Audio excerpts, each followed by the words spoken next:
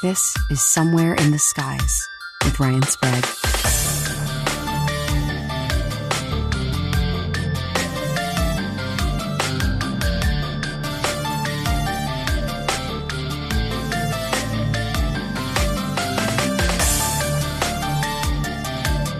Welcome to the Halloween season of Somewhere in the Skies.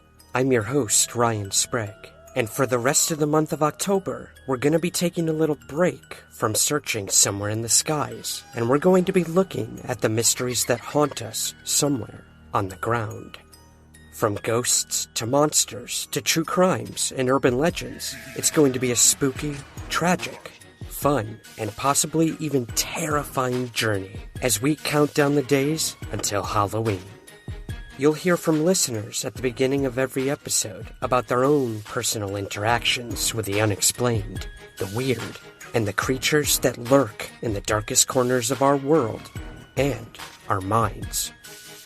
Today we're going to hear from paranormal investigator and professional storyteller Chris Soucy, all about his ghostly adventures around the world. But first, here is a listener story from Alan you won't soon forget. My name is Alan. I'm a paranormal researcher and investigator. I've been studying paranormal phenomena for over 20 years. I've been on over 150 investigations, but nothing was going to prepare me for when I got the call to investigate an old tattoo parlor. Now, this old tattoo parlor resided inside a historical building that was on the main street of a very conservative Christian town. So it wasn't universally liked, and most people hoped that they would go out of business and leave. When I contacted the owner to find out what was going on, he did tell me indeed he was financially struggling because he was having a hard time keeping artists employed there because of the phenomena that was happening. So I asked him, what kind of things are going on? And he said everything from being shoved and pushed and scratched and hair being pulled and posters being ripped off the wall and religious items that were left behind from the mortuary being used as decorations, ripped off the wall, thrown on the ground, people feeling physically ill, people claiming to have things follow them home, everything that you can think of. So obviously we were intrigued and we wanted to investigate it, so we agreed to come out and investigate. I gathered my team and my equipment and we went down to investigate this old tattoo parlor. And one of the things that I like to do when I investigate is I like to go in first by myself to kind of get a feel for the place, to get an understanding of what the vibe is like. Also, it's a vulnerable thing. I'm exposing myself to supposed spirits that are inside this building, and I don't know where they are, and I'm in complete darkness, and I can't see them coming if they're coming. And so it's a vulnerability that I really, really enjoy, and I think it helps with spirit communication. So I went down into the waiting room, which used to be the embalming room, and I sat down on the couch. I got out my digital voice recorder to try to capture spirit voices. One of the things that I did is I put my arm straight out to my side, and I started to communicate. And I asked, if there's any spirits here that want to communicate with me, please come to me now. I give you permission to use my body or the equipment that I have here to muster up enough energy to physically touch my hand, because I know you can do some physical things and I'd like to experience it myself. And right as I said that, I felt this extremely cold sensation come across the top of my hand. And that cold sensation turned to a very warm sensation, to a very stinging sensation, like a burn. I got my flashlight out and I looked at the top of my hand, and the whole top of my hand was bright red, like somebody had just smacked the top of my hand. And right as that happened, I got sick to my stomach. I felt like a 300-pound weight just got put on my body. I couldn't get up, I couldn't move. And then I heard this voice in my head.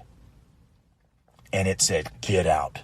You're not supposed to be here. What are you doing here? Leave." And as much as I wanted to, I couldn't move. I felt paralyzed. I felt just completely in a different world. My team was trying to contact me. They were concerned. I wasn't aware that they had actually come in the room and called me by my name 3 or 4 times before I even recognized they were there. I was in a trance. Where did I go? What was I experiencing? Who was doing this to me? It scared me so bad that I left that place and I said, I can't investigate here tonight. This thing has got a hold of me. I can't go back in there. So we decided to cancel the investigation for the night and come back at another time. So I went home. And typically when I get home, I get sage out, which is something that I burn, and the smoke I use to kind of get off the negative energies that are around me so that I don't bring anything into my home, because I have a family, a wife and daughter, and I didn't want to bring any harm to them. But for some reason that night, I was so out of it that I forgot to sage myself before I went in the house. So I go down and I lay in bed next to my wife and my 2 little dogs at the foot of my bed, and I start to go to sleep. And I hear this voice say, "Hey." And it sounded just like the voice in the tattoo parlor. And I opened my eyes and looked around and thought, oh, it's just because I got all messed up from earlier. So it's nothing really. I'm just going to go back to sleep. So I started to go back to sleep again, and then I hear it again, "Hey." And this time I open my eyes and look at the foot of my bed, and my 2 little dogs are also looking at the foot of my bed like they heard it too. And I knew that I wasn't crazy. And just then I see this shadow figure at the other side of my room come out of the wall and go right into the middle of the room, like it's just looking right at me. And then it slowly drifted back into the wall. And then it did it again. It came out of the wall and walked right into the middle of the room. And I didn't realize that my wife was awake.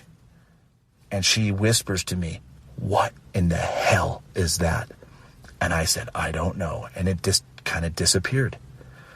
So the very next day, everything was fine. A couple days after that, everything was fine. And then one night, my daughter comes into my room, middle of the night, and she says, "Dad, there's a shadow figure in my room watching me." And obviously, I think she's a little kid, so she's probably just her imagination. In the back of my mind, it makes me wonder, of course. So I went into her room to find out what was going on and just kind of hear what she had to say. And as I was leaving her room after I put her in bed and made her feel comfortable, I was coming back to my room. There's that shadow figure. I see it dart down my hallway, and I knew that my daughter had seen it. What was it? Why did this thing follow me home? What did it do? Why is it still here? I couldn't grasp it. I'm a paranormal investigator. I'm supposed to be the one with the answers. I'm supposed to be the one that knows what to do. But I've never had anything attach itself to me. I had never had anything come to me and stay with me in my home. I didn't know what to do. And then I realized that we're really vulnerable in this field, and we're all just trying to figure this out. So I contacted a local psychic in my area who I've worked with in the past, and she came out and she informed me. She said, "You got yourself involved in something that you shouldn't have, and you didn't protect yourself." And then I immediately clicked. Oh yeah, I didn't sage myself when I came home. And so because of that fact, this spirit had attached itself to me and was using my energy to manifest and do things in my own home. And so she went and she got her sage, and we saged my entire house, and we saged my daughter's room, and we saged everywhere and saged everybody that was in the house. And after a couple of days, the activity slowly dissipated until it was gone. So I'm sitting here thinking to myself, what was it that I was dealing with? What was it that I experienced? Who was it that was in my mind? And the only thing I can think of is the spirits that were in this mortuary. Maybe it was the mortician that used to live there. Maybe it was one of the spirits of one of the people that had died. Maybe I was showing disrespect. I don't know. I can't explain what it was, other than to say that the veil between our world and the next is a lot thinner than you think. Well, for anyone who's met me, I've got some ink, so I know where I'm going for my next tattoo. As long as it's a living, breathing human being putting that needle on my skin. Thank you so much to Alan for sharing this story. And I know he has many more to tell, so stay tuned for that in the near future. And now, let's get to this week's ghastly guest. During a brief expedition through the South, I had the immense pleasure of landing in one of the most beautiful cities in America, Savannah, Georgia. Separated from South Carolina by the Savannah River, this coastal city is known for its pristine manicured parks, horse-drawn carriages, and antebellum architecture. Its historic district is filled with cobblestone squares and parks, shaded by oak trees covered with Spanish moss. At the center of this picturesque district is the landmark Gothic Revival Cathedral of St. John the Baptist. But below the beautiful surface of downtown Savannah lay a history wrought with controversy, tragedy, and a death toll beyond imagination. I gathered the courage to stay at the 1790 hotel, known to be haunted. And while I didn't experience anything paranormal or ghostly during my stay there, I did have the rare opportunity to have an exclusive ghost tour by the city's leading guide and storyteller, Chris Soucy. Chris brought me through the winding streets full of history, but they were also full of stories so brutal and so tragic that you could feel the spirits all around you beckoning to be heard. Below our feet at local cemeteries were thousands and thousands of bodies, their lives and names never known to those above the ground. But as we made our way around the graveyards, the local businesses, theaters, and the homes in Savannah, their stories began to take shape through the genuine and sympathetic words of a master storyteller. Today, I'm joined by Shannon LeGro of Into the Fray Radio and Midnight in the Desert as my co-host. We hear about some of Chris Soucy's most memorable moments in investigating the paranormal, the history of ghosts and the supernatural throughout Savannah, and we hear the terrifying stories of the dark forces that got Chris involved, that followed him throughout his life, and how he and we all can approach these mysteries that lay somewhere on and below the ground. I hope you enjoy. Thanks for joining us today, Chris. Thank you. So, Chris, what is your, origin story, as it were, on how you got interested in investigating ghost cases? The story, as I tell it, is actually begins when I was 6 years old. When I was 6 years old, I haphazardly went into a old abandoned house in Amberg, Germany. And the house itself just spoke of being haunted. You look at certain houses and you see them and you think, oh, that place has definitely got to be haunted. And this was just one of them, an old gray, boarded up house. And it was actually at the prompting of one of my friends who was significantly older than me. And, we were all military brats. And so we kind of lived in this gypsy lifestyle and, going out and investigating and poking around. That's just second nature to us. And there was this house just off of the military base that had every indication that it was an adventure waiting to happen. And as it turned out, it was a completely scarring and damaging adventure. It was this terrible and frightening building that kind of scarred me in a way. It left me with this question that I carry with me all my life, this sensation that there's more to the world than we can see or understand, and the pursuit of understanding it is worth the danger. What brought you to Georgia then, Chris? Being a military child, we bounced around all over the world. I actually ended up graduating high school about 45 miles south of Savannah, Georgia. And then I joined the Army myself. So again, sort of bouncing around the world. But at the end of all that bouncing, there was this weird sensation that I didn't have a home, that there was no place that was beckoning me or calling to me. And my sister had made this attempt at roots, and she decided that she didn't want to move around anymore. She didn't want to bounce around anymore. So she just dug in here in Savannah, Georgia. I admired that so much, and I felt that the only home I have is family. So I came to be close to her, and it was originally going to be just like a 2 or 3 year stint, but it's been over 20 years now. Chris, do you mind if I back you up to your previous statement about the house? And I don't know if you feel comfortable talking about it, but do you mind? I was just going to ask that. Yeah, it's kind of nagging on me. I'm like, I don't think I can let that go. Do you mind talking about what happened in that house that got you started on this path? Oh, no, not at all. It was me and my friend David, and we basically went in through the basement of this house. And inside the house, it was kind of this pitch black wreckage. And it was in the middle of the day that we started this adventure. But having snuck into the basement window, there was no way back out the window because it was a drop down into the basement. And the window itself was very small, and we couldn't get back up out of it. Now, David actually went before me, and so I was following him, and we were separated.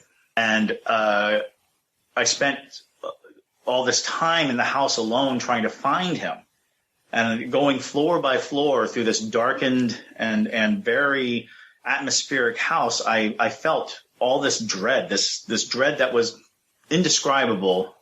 Being 6 years old, not understanding the world, not understanding anything, all I felt was the peril of the place, and I could not find my friend. And I found myself up on the second floor in a little shaft of light that was coming through from one window that wasn't boarded up. And I just clung to the light, and I stayed there as the sun set, as the night came on, as the street lights were the only thing that were coming through that window, and it made it all dim and frightening and scary, and there's all these strange sounds. And I always say I was there for 8 hours, but all I know is I was there into the night. Mm-hmm. And in the silence of the night, I began to hear these sounds. It started with chains rattling, which even as a 6-year-old, I was like, well, that's a little cliche. But it was chains rattling, and it was heavy footsteps, just these booming footsteps. And it felt like they were coming right at me, but it was on the ceiling. And then there was this pristine scream, this high-pitched, chilling scream. And I realized into the scream that it was David screaming. And then he comes pounding through the wall, or what appeared to be the wall. He just came running out in front of me screaming. And of course, when one person screams, everyone screams, so I'm screaming. And we rush out of the house. Now, he goes barreling down the stairs, and he was 9 years old. He's bigger than me. He goes barreling down the stairs, and he hits a nailed shut door with such force that he knocks it off its hinges, and he keeps going. So I'm running past him. I get out of the house. I'm, full of all the panic. But once I'm out of the house, I'm fine. I feel okay. But David's gone. He's still running. Now, David did not come back to school. Not the next day, not the next day, not ever. I would go and try to visit him, and there was no sign of him. His mother would never let me see him. And from that night forward, I had these terrible, horrible nightmares. These nightmares, I guess they were innocuous. I would have these dreams where there was a chest of drawers that would appear in my dreams. And whenever the chest of drawers would appear in my dreams, I would be compelled to go to them. I'd be compelled to open them. And inside the drawers were gore, blood and guts and all these things, which it would take me a long time to understand or comprehend, but it didn't look like anything that I could understand, but I knew it made me sick. I knew that it made me uneasy and horrified, but there was no way of knowing what it was. A lot of people don't understand that the inside of the human body isn't just red. It's not just blood and all the organs are red. There's all these colors, these invisible and hidden colors from us. And that's what was in this drawer, this terrible secret colors of the human body. And so it would take me 2 years before I would see David again. And when I saw him, it was the day before he left Germany. I went over to his house because I wasn't going to let him get away without talking to me. And he told me that when we got into the house, when he first dipped into that house, he heard children's laughter. And he followed the children's laughter through the house until he found himself in the attic behind what was a sort of a swinging door that looked like a piece of the wall. And once he was up into the attic, he found this chest of drawers. And when he said that, my stomach just tightened, and I tried to shake it. And he said that he felt like drawn to go to the chest of drawers. But as he was walking towards the chest of drawers, he saw in the corner a man that looked like he had never eaten food. He was just like all bones and skin. And he was just like coming out of the shadows towards him. And he was laden with chains. And I remember hearing the chains. I remember the footsteps. I never saw David again after that day. The habit of military families moving about, there's just no reconnecting. So another 2 years would go by.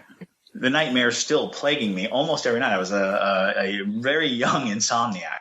And in that time, the nightmares, starting pretty much when I was 6 or 7 years old, I started looking for really scary things. I started wanting and urging myself to go into the Black Forest or, that place is haunted. I'll go and look in there.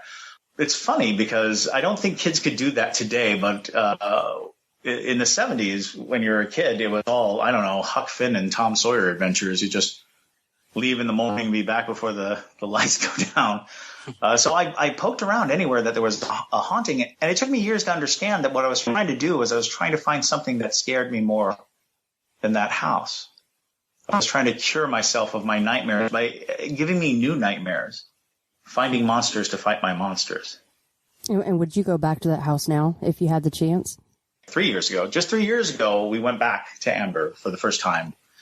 And I tried to find the house, but it was a weird maze of memory, and even the military base itself was gone. And I wanted to, but I couldn't find it. My guess is it's gone. My guess is that it is no more. Probably for the better. Probably. Well, it's interesting because just before we left Germany, I did go back to that house. I did go back just to see it, just to acknowledge that it existed. By happenstance, there was a landscape person there, or maybe the house's caretaker, and he explained that they didn't want to tear it down because it was reminiscent of a bad time. And he explained that a man murdered his family in the house. But he did it because, yeah. Well, and the explanation was the Nazis were coming for his family, and he did not know what to do. He did not know how to protect them. And so he chopped them up and hid them in the house in pieces. Do you think there's any written record of that anywhere?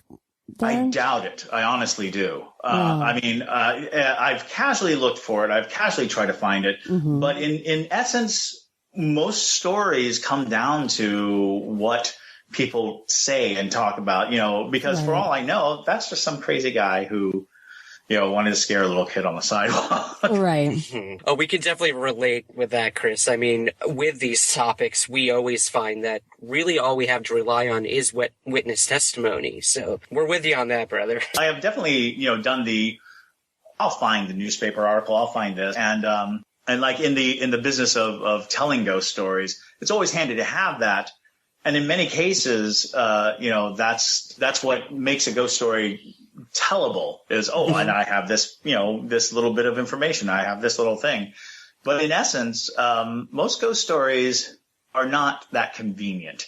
There's not this great written, history to back you up because people's lives are not documented. So, well, I mean, I guess nowadays, with the way we document our own lives, it might actually be easier for future people to find out what happened to us on a daily basis. Yeah, the corroboration between you and David, though, is fascinating. Well, speaking of history, Chris, the history of downtown Savannah is clearly undeniable. Underneath the ground there lays many, many stories of tragedy. Why do many consider Savannah one of the most haunted places in America in terms of that? There are a lot of beliefs as to why places are haunted, and in many regards, as far as I'm concerned, one of the things that goes hand in hand with ghost stories is an unchanged environment. Old houses, old buildings, long histories. One of the things you always hear about is like ghosts getting kind of riled when you're doing renovations. And it's my belief that while you're renovating, you are changing an environment that the spirits actually use to, present their energy and keep their energy vibrant. And if you change that environment, then their hold on this world, the physical world, becomes tenuous. Now, downtown Savannah happens to be one of the largest historic districts, contiguous historic districts in America. It is a mile by mile square of solid, these buildings have been here since. And they are the same way. The streets are the same way. The squares are the same. All of these things hearken to an idea that energy remains in flow as long as there is something to flow through, as long as you don't put up new buildings, as long as you don't change the streets too much, as long as you don't do all these things, you are given this opportunity to have energy that has been flowing the same way for hundreds of years. And I do believe this in part. Savannah does have such a remarkable haunted history, is that they have made stringent laws against the changing of anything historical in Savannah, that it is a large and dedicated historic space. Yeah, I mean, my first time being there, Chris, I had traveled through Colonial Park Cemetery during the day, and, you know, just like any cemetery, it was sad. It was a little, depressing walking through, but at night it took on a completely different beast. And your tour stopped at this location. Could you tell us a bit about Colonial Park Cemetery and the lore behind that? Colonial Park Cemetery sits right there at the center part of downtown Savannah, and it is a curious cemetery, to be sure. They remark that there are over 11,000 bodies in the cemetery, but only like 700 grave markers. One of the most enduring beliefs in ghosts is don't mess with the graves. Do not disturb the graves. Show no disrespect to the graves. This is partly why we have cemeteries, is to show respect for the dead. When you do anything that alters that respect or alters that kind of solemnity, you are dealing with a harbinger of haunting. So in Colonial Park Cemetery, there have been so many recorded mischiefs and bizarre occurrences. One of the most recent that came to such a fascinating note was in 2004, there were a mass of animal slaughter, really, inside the cemetery. Cats and chickens and dogs and all kinds of different animals that were just found butchered in the cemetery. And many people believe that it was a part of some voodoo-like ritual, some root doctoring ritual, because the cemetery itself has so much of that vibrant energy that you need from what is typically called a garden of good and evil, from a cemetery where spirits are restless, where you can contain or collect or find these spiritual entities. And so Colonial Park Cemetery, which is a public park, is actually locked from 8 p.m. to 8 a.m., trying to bar a lot of people from going in and vandalizing. It has a long history of vandalism. It has a long history of people being just supremely disrespectful to it. Chris, is voodoo prominently practiced there in Savannah? Oh, absolutely. And I have always believed, even more so than New Orleans, it is just held in a very secretive fashion. And I think that they have really gone into hiding in the last 20 years because of the book Midnight in the Garden of Good and Evil. I remember coming to Savannah and being able to go to voodoo shops. These voodoo shops were not tourist locations.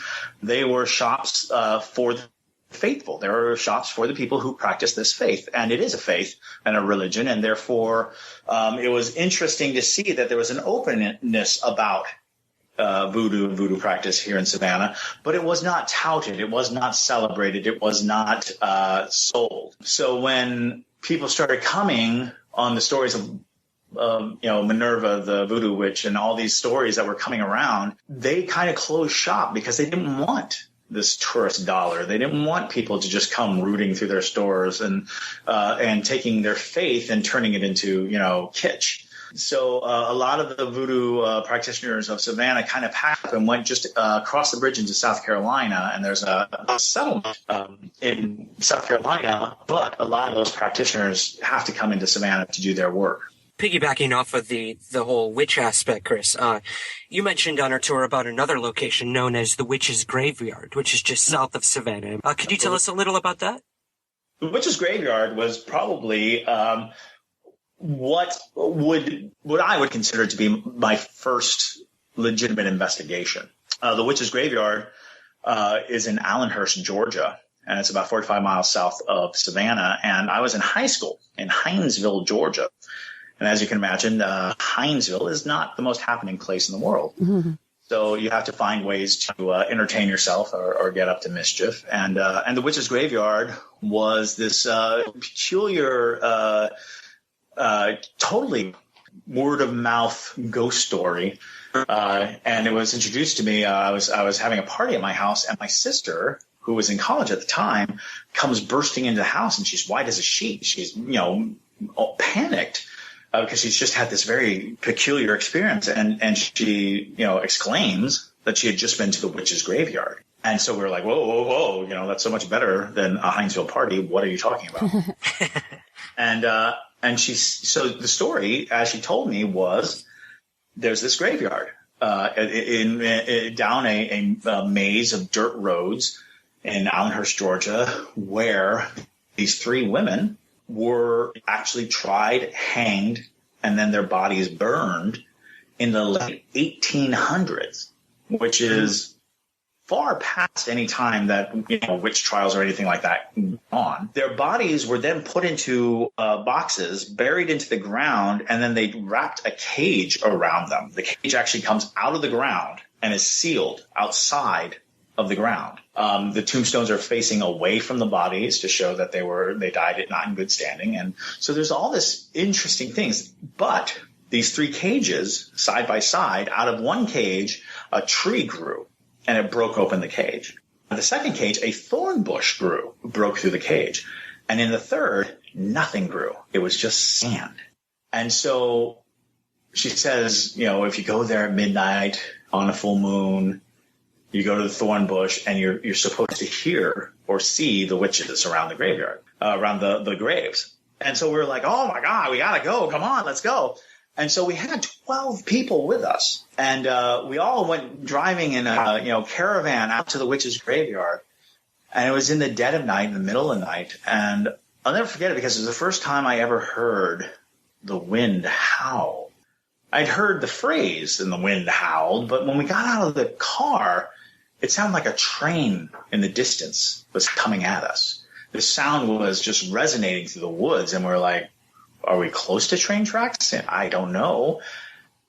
And that's when we realized, no, it's the wind. The wind is literally whistling through the trees. And it came with such force that it broke through the tree line, and we could see leaves scattering and feel the wind flow past us. And it was so eerie and so cinematic in a way.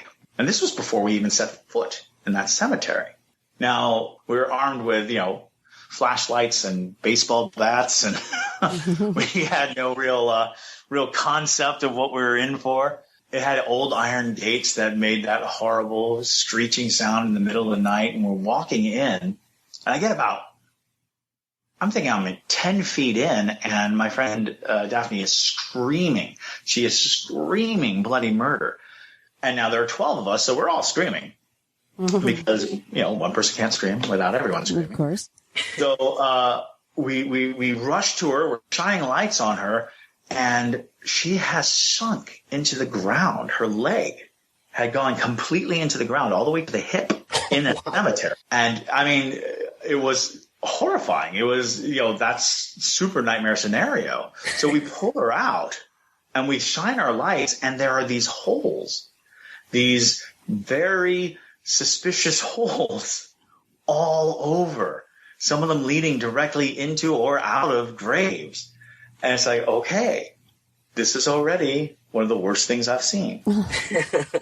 So we start our trek through, but of course Daphne's not going any further, and several people will not go anywhere further. So as we move along to the cemetery, I remember people just seeing things and feeling things, until finally there were only 3 of us at the actual witches' graves. We're actually standing there outside the witches' graves, and we're looking at the graves, and it's just like they said.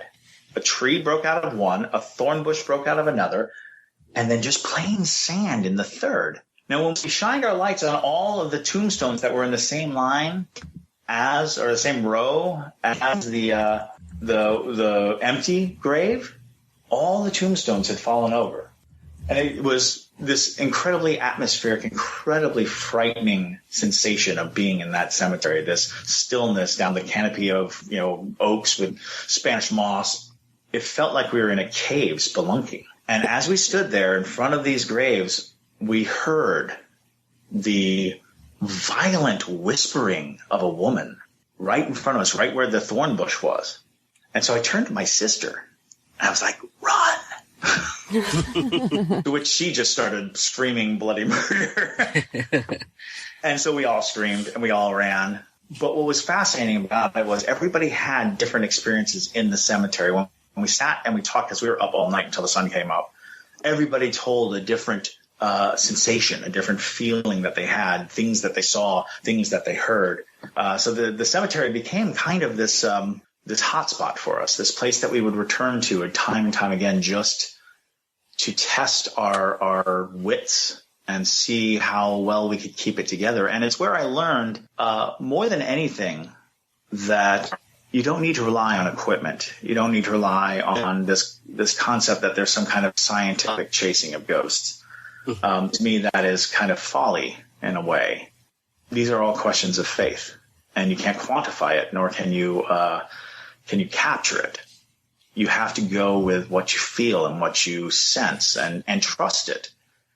Otherwise, you're not dealing with faith. You can cut anything to pieces, everything to pieces, in fact. A lot of times I watch your ghost hunting shows where they spend all their time debunking things, and it's like, but you're kind of missing the point, kind of missing that somebody is terrorized and terrified. And you can say, well, it's just this wire that's causing this magnetic thing, and that's what's happening. But that's not addressing the terror. That's not addressing their perception. That's addressing a condition or a symptom. It's a chicken and the egg situation. You have to allow for the idea that we are very highly attuned instruments, human body. We have so many things that perceive and connect, and things that we don't even understand, things that we don't even know about. You go into a room and you're like, there's something wrong here. That's something worth, paying attention to. Chris, the belief behind the cages over the graves is fascinating to me. The myth of the story, the belief behind it.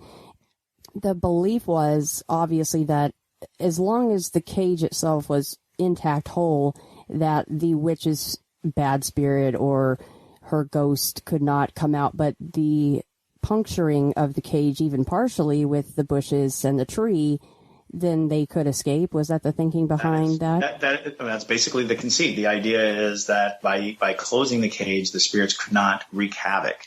And over the course of 100 years or so, the cages were broken open. And have they been fixed now? Well, unfortunately, our adventures became the adventures of many, many people past us and behind us. And what's fascinating to me, and I'll never understand this, when you come across something like this, a story like this, almost immediately people choose vandalism, deep exploitation. People choose, in the years that followed, people stole the tombstones. People, clipped away pieces of the tree, of the thorn bush. It became such a havoc because it is in truth, a lovely small little cemetery in a rural setting that was suddenly, ground zero for bored teenagers everywhere. Mm-hmm. And, a lot of the stories that I tell, I regret telling. A lot of the times I have told a story where later I have found out that people have broken in or done damage or, become obsessive over it. And it's that obsessive quality sometimes helps prove that the place has some merit, because somebody getting that obsessed over it is fascinating. But at the same time, I feel this guilt because I told that story, and now, that story is causing people to think that they own the right to do damage to it. Really good point. Yeah. I mean, it's cyclical in a way. Like, we want these stories out there, but in turn, at what cost? Exactly. Especially with amateur investigators or people who think they're ghost hunters and aren't responsible and start fires or this or that. So exactly, yeah. We have a house in Savannah where people break in all the time and they do seances, and it's been on fire like 10 times since I've been here. Because people go in there with their candles and they sit around and they try to get things and they freak out and they run and they leave their candles there or they knock their candles over. And it's like you don't have the right to damage a place. There's no reason to assume that because your curiosity is so great that it warrants the destruction or even the trespass of a place. And I'm guilty of it. I admit it. I in my youth, I trespassed a lot. I was arrested a few times for being in the wrong place because I felt compelled. I felt this, compulsion to seek out these things, but not necessarily so that I can televise or broadcast them. It's really for my own peace, I guess. Touching back, Chris, on that sort of innate feeling of something either being wrong or not right and not quantifying it in terms of science. Have you ever had on a tour or investigation something so intense or dangerous that you had to stop, shut it down, we're done? Has anything like that ever happened to you? Oh, yes. Actually, many times. I am what you would call a runner. I feel that there is a point at which the activity can be too much, not even for like physical harm. It's just what your mind can handle, what you want to deal with. Like what comes to my mind most is I was giving a ghost tour, and we went into the Moon River Brewing Company right there on Bay Street in Savannah, Georgia. It's pretty well known. It's been on Ghost Adventurers and Ghost Hunters, and so there's a lot of press about how haunted a place it is, and it's a remarkably haunted place. Mm-hmm. And I remember that I was telling my stories, had my tour group of about 20, 30 people, and there's one guy who almost immediately sat down in the corner, and he just seemed like he was off. And his wife, I remember literally stopping and saying, "Is he okay?" And his wife saying, "Oh, well, we had some seafood, maybe that's not sitting well with him." And I was like, okay. So in the middle of telling a story, this man shouts, "Belay the mass." That's what he said, "Belay the mass." And his wife ran behind me. And I was like, "What's wrong?" And she said, "That is not my husband's voice." Whoa. And then he retched as if he were vomiting. And we even heard what sounded like something hitting the floor, but there was nothing there. And so we had to pick him up, shoulder him out, carry him out of the building.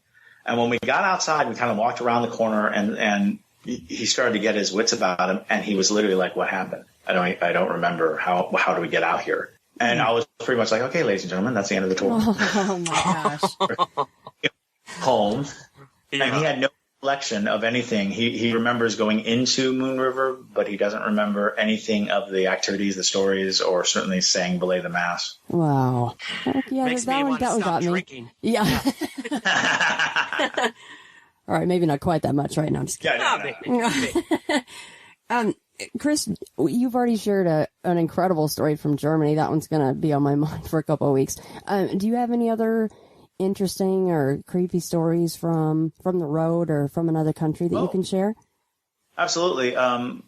The story that I kind of hold on to a lot because of the implications of it is in Potosi, Bolivia.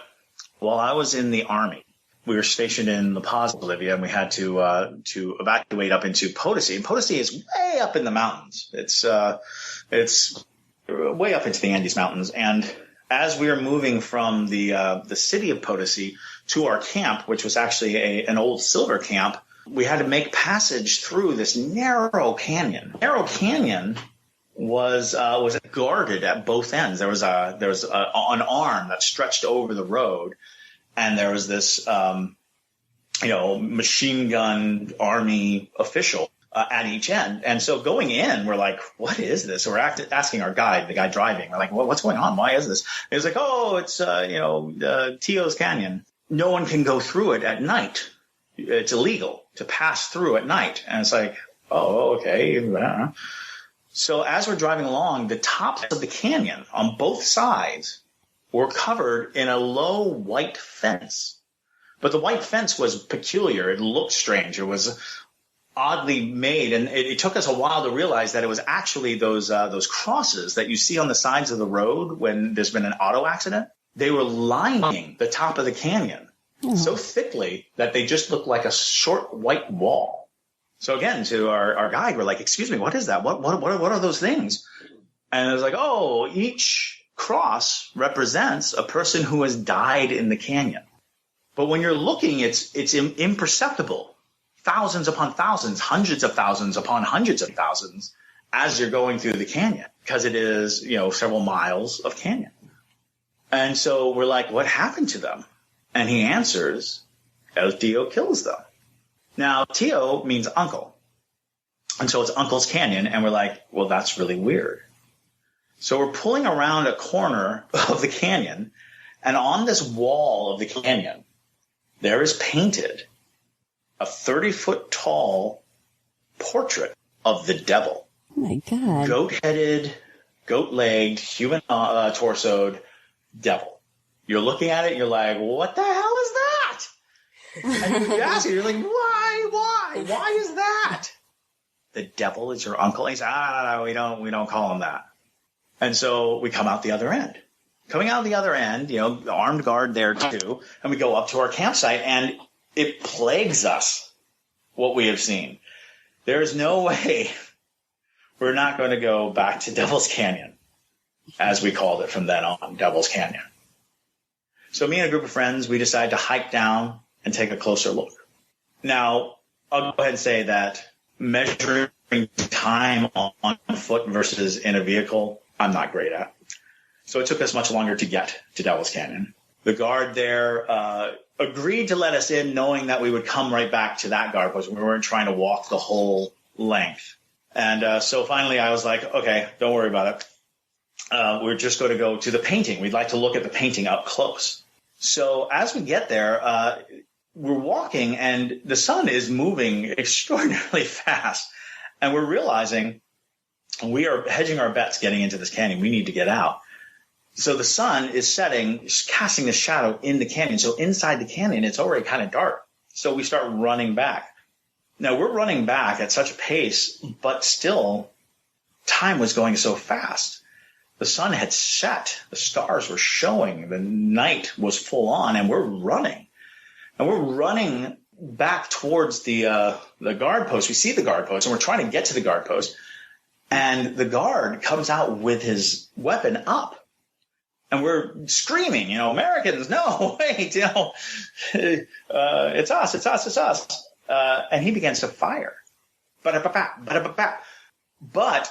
it's obvious he's not shooting at us. He's shooting beyond us. Because as we get there, he's still shooting. We're at the guard post, and he's shooting. And we're shouting at him, what are you shooting at? What are you shooting at? And he shrugs and says, El Tío.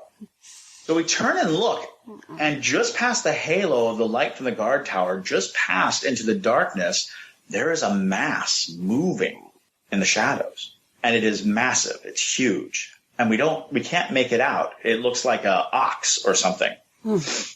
But you get the sensation that even in the dimness of the darkness, even in the full cover of night, that whatever it is, it's red. So we take the hike back up to our camp, and the whole time we're like, what do you think it was? One of my friends is animate. He's like, I know what it is. You know what it is. That was the devil. And I've never really been able to shake it. I've never been able to admit that, yes, that was the devil, but I do consider it. And I think in my life there have been 3 times when I saw something that I would consider, that I would deeply consider, could have been the devil. And Chris, when you go to these locations, are you guys usually snapping photos? And have you ever caught anything on a photo that was very questionable? I I've taken gajillions of pictures in my life. But what's fascinating is I don't use equipment a lot, and that's much to my discredit. I mean, when I have equipment, I love using equipment. Ghost hunting is actually very boring. A lot of people want to believe that. These are a handful of stories out of thousands and thousands of investigations, which were just me standing in the dark going, "Did you hear that?" So if you have equipment makes the time go by quicker. But in essence, I always rely on the experience. I find the experience more rewarding when you are present, aren't hunting, when you're not actually hunting. When what you're doing is you're presenting yourself to the idea, to the notion, and to the place. And in that, I feel there is a sincere conversation with the universe. There's a sincere shedding of your cynicism, because there's something about investigating that becomes about proof. And if you are only looking for proof, I think you'll have a hard time finding it. Ghosts often get a bad rap, and it's usually the scare factor. As far as ghosts helping people, in your opinion, is there any interesting cases where a ghost has helped someone versus frightened them? I will go ahead and say that I've interviewed tens and thousands of people about ghost experiences. I have talked to so many people about it. And in the large scale percentage, ghosts are overwhelmingly good. I'd say 95% of all ghost stories are good ghost stories. The 5% that are terrible, they are the ones that people like to tell. They are the ones that people really, get around the campfire to listen to. But the rest of them, because a lot of people don't even think they're ghost stories. A lot of people don't even realize they're ghost stories. The most common ghost story to me goes like this. On the night my blank died, they visited me in a dream. On the night my grandmother died, on the night my husband died, on the night my cousin died, they came to me in a dream, usually to speak words of comfort, usually to say I love you. To me, those are ghost stories. And to me, they represent the most likely cause of hauntings. People talk about unfinished business. Yes, your unfinished business isn't going to always be that you were brutally murdered. A very small percentage of the human population is brutally murdered. So who are you going to try to contact? Who are you going to go after? What are you going to do? You're going to travel the lines that meant most to you. You're going to go through love and find those people and try to connect one last time. So you always hear these stories. Oh, my grandmother, she's always, with me. I sense this. And you hear all these stories. My favorite one was I was interviewing a guy, and he was talking about when his father died and how his father, in a dream, told him to go to his grandfather's house, his father's house. On the back porch, there are wooden steps. The middle step, pry it open. And inside the step was a whole huge container of jewelry worth hundreds of thousands of dollars. And I kept asking, I was like, well, do you think that might have been a latent memory? Maybe you had heard that before. And he's like, I had never heard that before in my life. And the house didn't even belong to the family anymore. So he snuck up on the property, pried up the step, and got this box. And he didn't even know what was in it until he got home and opened it. So I hear stories like that a lot. Well, not like that. I mean, that was a pretty significant one. But I hear stories about family members coming to comfort, family members coming to console, and to express that there's love. And this is something that we discuss on Into the Fray quite a bit. Do you think there's a connection at all between ghosts, aliens, cryptids, anything else paranormal? I believe that we live in a world defined by our perception. Our perception can lock out things we just choose not to have exist. And I think that society as a whole has grown through this method of closing doors to the incredible, closing doors to things that are transmitting on a different wavelength, a different reality, a different sense of what can be. And I think that our brains are so finely attuned that we can adjust and tighten what is and isn't perceptible or real. So I believe that all these things people are open to, or they get kind of like hit in the head by something, or there's some external thing that causes them to sort of step out of the perception that they've been trained into, that they have been indoctrinated in, to allow for a wider span of vision. I mean, we talk about it all the time. Like, we know scientifically that our eyes can only see a certain level of light. And beyond that, the spectrum of light goes left, right, and in all directions. Why do we not think that that's true for the perception of everything? So in a lot of ways, I think that we have these, starting in the Middle Ages and the Renaissance, and as people began to bolster themselves against evil spirits and things that confuse them or frighten them, they start to shut it out, and they made it the societal norm that these things do not exist, trained that these things do not exist. I would have to agree with you, Chris. I feel like we're sort of conditioned to think so logically, when in reality, our reality itself is illogical. And like you said, the perception is a filtering mechanism in a way. So I think once we open up to that and each individual has an experience, that's our disclosure, whether it's aliens, cryptids, ghosts, that's our personal disclosure, sort of influencing the collective consciousness, as it were. So I would have to agree wholeheartedly with that. I always compare it to a radio. A radio has all these stations on it, but in order to be included in society at large, we all have to be on the same channel, the same station. So we'll say, 105.3 is the reality station. But there are still all these broadcasts and all these other stations. And let's say you get into an accident, and now you're on 105.4. There you have perception of something else, something further, something greater. You still have enough of perception of the reality, but you have this other thing. But if you went all the way up to like 107.9, you would be crazy. You wouldn't be able to relate to reality. You would be so far from the reality that everyone else accepts as norm that you would be incomprehensible. So I do think that we are dealing with a constructed reality. I do believe that the human mind is more powerful than we give it credit for. Do you think a lot of it is our imagining or projecting things from our own mind? Absolutely. I believe that it's not even in reference. It's like radar. You put something out, boom, it goes out. And when it hits something, it gives it shape. But a lot of people don't use that radar. A lot of people don't put it out. A lot of people aren't trying. Like, one of the most fascinating phenomenons to me are people who really, really want to see ghosts or UFOs or something, but never do. That phenomenon is fascinating to me, because I wonder, is there an inhibiting factor to it? And what I've learned from many of them is that they have a genuine disbelief. What they're looking for is something to make them believe. And it's like, I don't think it works that way. I don't think it's seeing is believing. I think it's believing is seeing.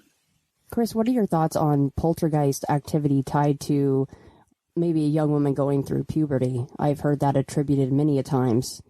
I have many stories that seem to corroborate that story. And I think that it makes perfect sense, because the specific purpose of puberty is the awakening of the human body to be ready to create new life, becoming a doorway for a new soul. And whether you want to be scientific about it, it literally is becoming a part of a line, a lineage, a whole of humanity. And it makes sense that at the time, and, far more for women than men. Men do not have to bear the life. They do not have to carry the life. They do not have to nourish and, have this thing. So it is this idea of an amazing threshold that the heightened sensibilities that come from it, not just the hormones, not just the body change, the fact that you're becoming a vessel for life must have a profound effect on your spiritual sensitivity, on your environmental sensitivity. I've heard so many stories that seem to suggest that is the truth. that during that period, the heightenedness of it, the hysteria of it, that people saw, once upon a time, that they turned into witchcraft, is because you become open to a possibility that is frankly miraculous, which is beyond compare. You can't come up with a more miraculous event than having a child grow inside you, a human being. So my guess is preparing the body for that is also a spiritual journey. It's also a preternatural thing. It's a supernatural thing. I hate that science thinks that they can explain something and then rob it of its miracle because they know how it happens. They think it makes it commonplace somehow. No, it's no less magic just because you can explain it. And that is the fallacy of science to me. The fallacy of science is the suggestion that things are not wonder, that they are not awe, that they're not magic. You just look behind the curtain. Wonderful point, Chris. In terms of those who want to look behind that curtain or that veil, as it were, where do you suggest they go? Where do people turn to investigate hauntings or ghost, quote unquote, hunting? What is the responsible way to go about this, and where do you think they should turn? The easiest way to do it is, and God bless the internet, because when I started, there was no such thing, and it was really just finding creepy places and breaking in. But what you do is you find locations, and there are plenty of public locations that you could probably find. There are plenty of places, that are just a little out in the woods and stuff. But you find a place that interests you, that intrigues you, that's near you, and you find the people responsible for the caretaking of it, and you ask permission. And a lot of times they're very open. They like having stories. They like these things. Sometimes they don't. You have to give it to them. But a lot of times people are very quick to say, "Oh, sure, you can come in and take a look around." I mean, we've had amazing success with going to museums. I went to the St. Augustine Lighthouse, and they let us in overnight. And we're nobody. We're not, it's not like we're insured or bonded. We're just, people who are like really interested in getting stories together. And so I do suggest, you can join local. Usually there's within driving distance of everyone a paranormal investigating group, or you can strike out on your own and contact people who are in charge of locations that have haunted histories, and read as much as you can on the subject. Due diligence as much as I can. I do go to the archives. I do try to read up on buildings. Just try not to get discouraged, because it's very, very difficult. Ghost hunting shows make it look really easy to find the history of a place. And like, well, as you can see, in 1906, this person was, brutally murdered here. It's not as easy as it looks. Chris, where can people find out more about you and what you do? I'm around. You can find me on the interwebs. Just look up Chris Soucy or Christopher Soucy. I don't actually have a website per se. I did run a show out of the Savannah Theater, which was a late night ghost storytelling session, because one of my things that I really love is the idea that storytelling can be kept alive. And I think in ghost stories, you have this wonderful venue where people pay attention and be enraptured by just words, just a storyteller and an audience. And those things to me are really super valuable. So I do a lot of storytelling around the region. So if you look me up, you should find me. I'm not invisible. Well, you're a wonderful storyteller, Chris. Thank you so much for joining Ryan and I today. Thank you very much for having me. If you're ever in the city of Savannah, Georgia, be sure to look up Chris Soucy for a ghost tour you'll never forget. If you have a ghost story to tell, I'd love to hear from you. You can contact me through the website, somewhereintheskies.com. Please take a few moments to subscribe, rate, and review the show on Apple Podcasts and iTunes. I know not everyone listens from these platforms, but they are the largest in the world. And the more subscribers and ratings, the more visibility we gain. If you'd like to support the show and help us grow in quality and quantity, please consider becoming a Patreon subscriber today. Various levels with different rewards are now available. To learn more and to contribute, visit patreon.com/somewhereskies. Also, please check out our brand new design over at the official Somewhere in the Skies store. It's titled Abduction, and it's designed by the incredibly talented Eduardo Lobo. Represent the show in style right now and check out all the merch available at teepublic.com and search for Somewhere in the Skies store. That's teepublic.com. The show is on Twitter at Somewhere Skies and Instagram at Somewhere Skies Pod. Next week, we continue our spooky dive into the unknown. Remember, keep your eyes to the skies, but never stop searching somewhere on the ground.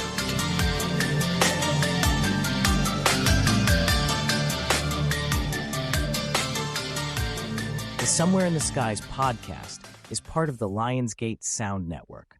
Please take a moment to rate and review the show on Apple Podcasts, Spotify, or wherever possible. Thank you for listening.